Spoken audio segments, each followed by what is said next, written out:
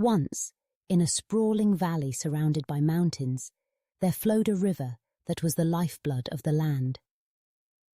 The villagers relied on the river for everything: to water their crops, quench their thirst, and carry their trade downstream. Life thrived because the river was endless, or so they believed. In the heart of the valley stood the river keeper, a tall and imposing figure who claimed to control the river's flow. He decided who could drink, who could trade, and who could prosper. For every bucket of water taken, the villagers had to pay a portion back, trusting the river keeper to keep the river flowing. One year, a terrible drought struck.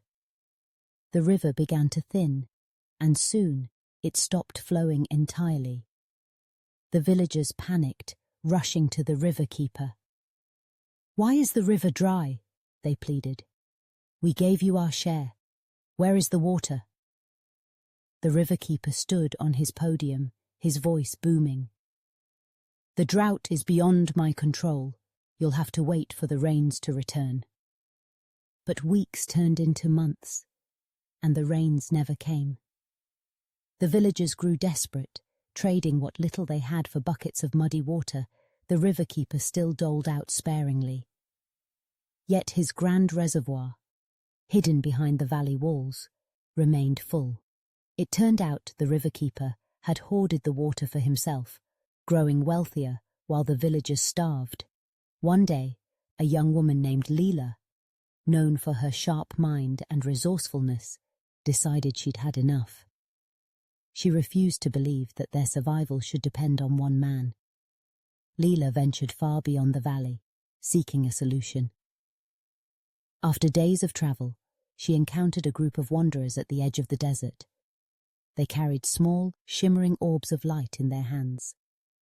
Intrigued, Leela asked, "What are those?" The leader of the group replied, "These are water tokens. Unlike your river, they don't depend on one source. They are created and shared among us, and no one controls them. Each one represents water we've stored and traded, and it can't be taken from us." Leela was skeptical. "But how does it work? How can a token replace water?"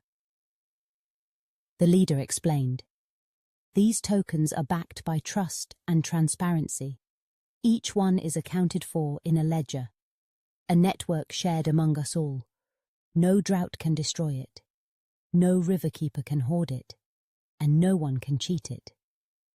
The tokens may not be the water, but they lead to a sustainable flow that we all control." Fascinated, Leela learned their ways. She returned to her village with this newfound knowledge, introducing the concept of decentralized water management.